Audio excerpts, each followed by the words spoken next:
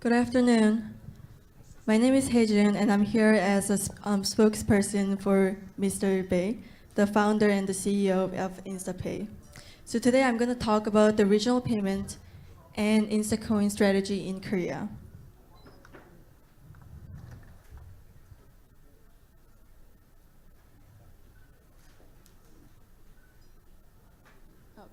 So that's the quick agenda of what we're going to talk about today. So that's blockchain, regional payment, and Instacoin for regional payment, and Instapay. So in traditional internet, certain companies monopolize the data and the profits off of it. But with blockchain, it now allows us to share the data and the profits off of it. And that's why we call this new internet. Now, despite the fact that blockchain and cryptocurrency became one of the biggest issues around the world, there were many concerns about whether it can actually be a practical payment method in daily life. Regarding that, does anyone know what's been one of the hottest issues in Korea about cryptocurrency for the past month? No one? So it's regional payment. So it all began with the local elections held in June, when a lot of the candidates of the Democratic Party of Korea, which is incomparably dominant right now, promised to bring about regional payment to reality. And as most of them actually got elected, it became one of the biggest issues in Korea, and possibly the first realistic application of blockchain with government. And that's why we see this as a possible first application that we can use and develop our coins and blockchain on. And actually, Jae Bae, our founder and CEO, has been working with the Democratic Party of Korea in the regional payment. For example, we just held another forum at the National Assembly about the regional payment and blockchain.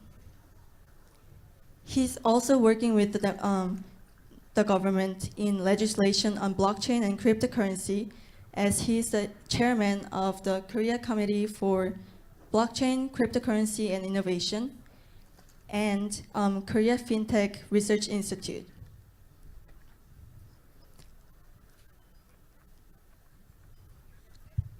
Now, we know that auto commerce, e-commerce, has become more and more dominant in recent years, and regional payments should not be the exception. Right now, they're only limited to the offline transactions. Then, in order to make the regional payment successful, we need at least these three things. First, user convenience, and low merchant fee is the main objective of the government in undertaking this project. And so now, the financial burden has instead shifted to the government, but in order to make the regional payments sustainable, we must make the financial burden low as possible.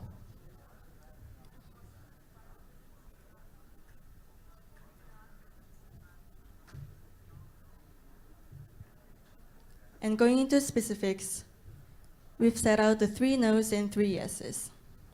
So 3 no's for regional payment is no intermediaries, no credit card, and no management. They all form a centralized system that is expensive, non-transparent, and inefficient. Instead, we must go for 3 yeses, which is yes blockchain, yes platform, and yes competition. Using different platform for every different regional payment will be very inefficient. Instead, we should we must apply the same platform for all of the regional payments, and then let the competition be active in service providers, so that users can choose which service to use.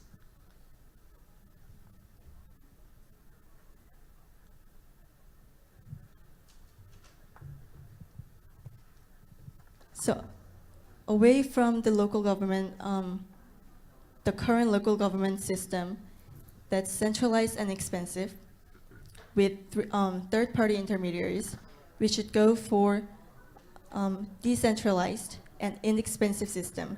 And we provide a QR code payment system that is very convenient and inexpensive.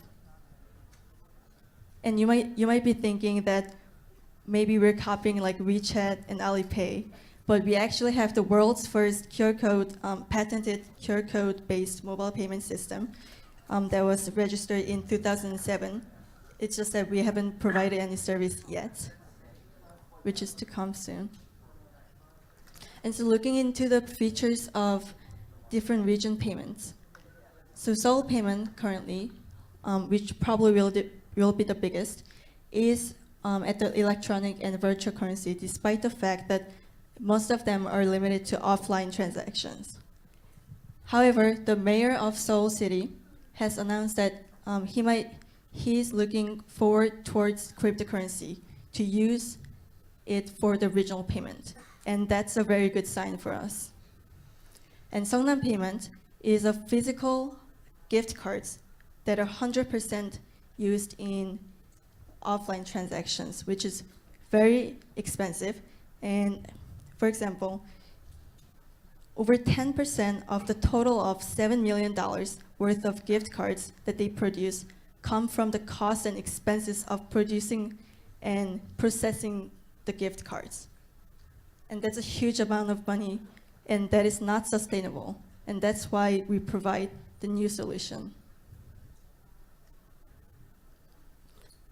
And Instacoin instead lies at the intersection of virtual currency, cryptocurrency, and peer-to-peer, and electronic, I mean. In Korea, I don't know if many of you guys know about this, but it's actually has the best environment and technology for cryptocurrency. And we can see that from past innovations in payment industry. So going back to the 90s, in 1997, there were Daycom and Initius, which were Korean companies. There was the world's first payment gateways companies. And similar kind of service, PayPal, was born later in 1999. And then mobile payment gateways, the world's first mobile payment gateways, were also born in Korea, as Danal and Mobilians were founded in 1999. And actually going back to the Initius, so Initius is the so-called SaaS, or the software as a service. And although it was founded in 1998, the next equivalent form of SaaS was born in 2010, which you might know. It's called Stripe, but that was over 10 years later. So looking at our app, so our app will be launched in August, and it provides both Instacoin, our own coin for our platform, and bank account services will be provided together. And our main user interface will be through QR code scanning. And by providing this together, we are encouraging the users, even those who are using just the bank account services, to try out the Instacoin and experience the new cryptocurrency payment system.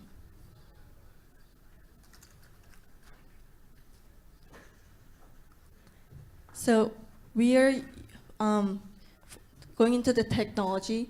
So our distributed consensus algorithm for Instacoin is called proof of payment, which we developed since 2014. And also double spending protection is so we developed PKI-based double spending protection authentication system since 2014.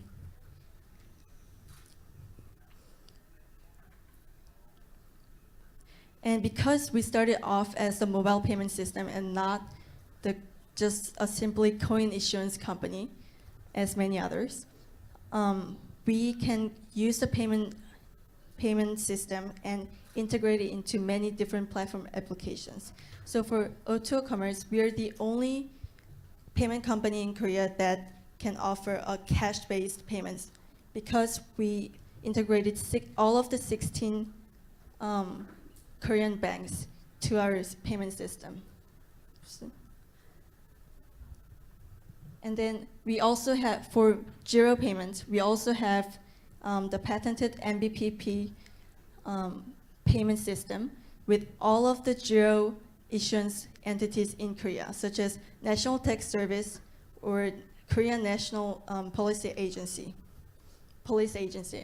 And for game platform, we are partnered with over 20 companies, including those of Jae-kyung-song and Jiho Kim, who are each the lead developers of Lineage, the world's first MMORPG, and The Land of Dangun, the world's first MOG. And we also signed the MOU with the Korea Mobile Game Association. And about the Giro payment quickly, we are also starting the service with the launching of our app in this August. So these are the 16 Korean banks that we partnered with, and along with the Korea Financial Telecommunications and Clearance Institute, which is a public entity. And back in 2015, we already won the Top Innovator Award at the City Mobile Challenge, where I think over 1,900 teams participated and 15 teams were selected as top innovators. So as an end note, I'd like to say that we truly want to realize the payment system based on cash and coin that can ultimately replace the credit cards that is expensive, inefficient, and non-transparent. And regional payments will be one of our first applications. Thank you.